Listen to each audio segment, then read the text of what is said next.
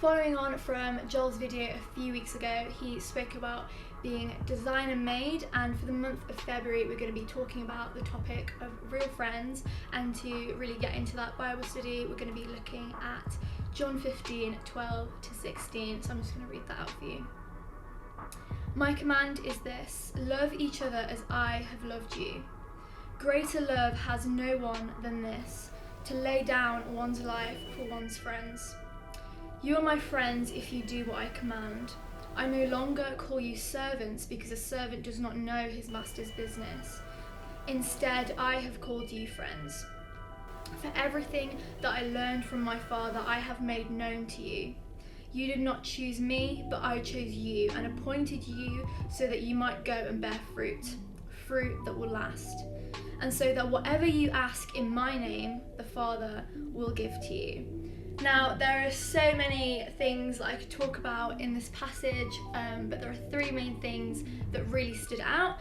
And the first one is that Jesus has loved us with this ultimate kind of love, in demonstrating it, in laying down his life for us. God shows how beautifully and how wonderfully he has lavished his love on every single one of us, and it's a kind of love that we won't be able to experience anywhere else, because it truly is that greatest kind of love. And it's not because God feels obligated, or it's not because you're a good person, it's not because you're a bad person, or anything in between. It's purely because the heart of God is that he desires to be with you, and he just wants to love you in the greatest way that he can.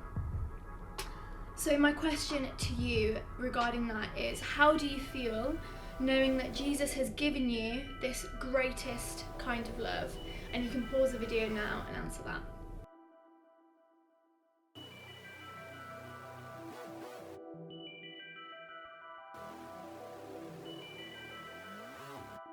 And the second point that I really want to talk about is the fact that God calls us his friends.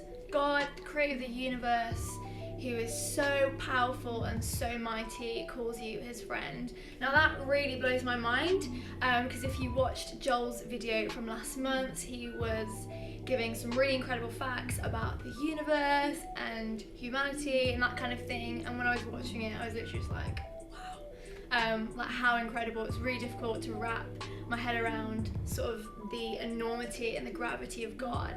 But in the same vein of thought, he so passionately cares about you. He sees you and he calls you his friend. Like, so obviously in this passage we see Jesus saying, I call you my friend. You're no longer an outcast. You're no longer sort of a servant living in the dark, not knowing what's going on. But he has made everything so clear to us through his word, and the fact that we now live in the light. And similarly to what I was saying in my previous point, God does all of this not because he's obligated, but because he is good, because he is great, and he desires to be with us, and he calls us his friend. Like, how incredible is that? And in verse 16 it says, whatever you ask in my name, the Father will give you.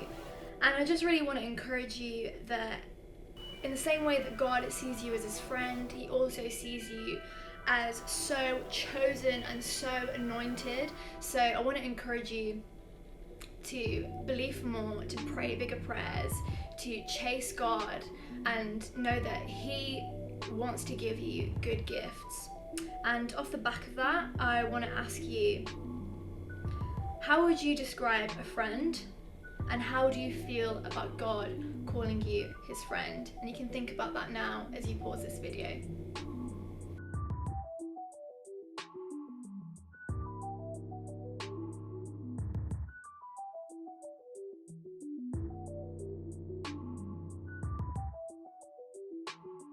And the third and final point that I want to talk about is the fact that we reciprocate God's friendship when we do what he commands. And the whole of John 15 really encapsulates this, because it talks about remaining in the love of God by essentially doing what God asks of us.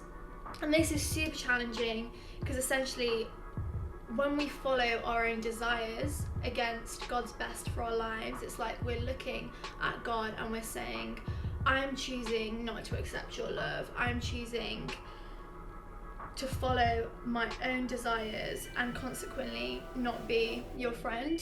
And what can then happen is we suddenly get all these sorts of feelings of, God, where are you? God, I can't feel you. What's going on? And we're left super confused. And on the flip side of that, when we remain in God's love, when we do what he asks of us, when we follow his best for our lives, there is so much joy, there is so much peace, there is so much closeness with God, and there is so much beauty and life on offer that we can really walk in when we walk with God. And all of this is what it means to intentionally be a friend of God, to put yourself in that position by doing what he asks of us. And off the back of that, I really want you to look at your habits, your behaviors, your attitudes, and all the stuff you do basically, and think, are they glorifying God? Do my actions, my habits, my behaviors, do they glorify God? And if not, what would it mean for you to remain in God's love? And you can pause the video right now and answer those questions.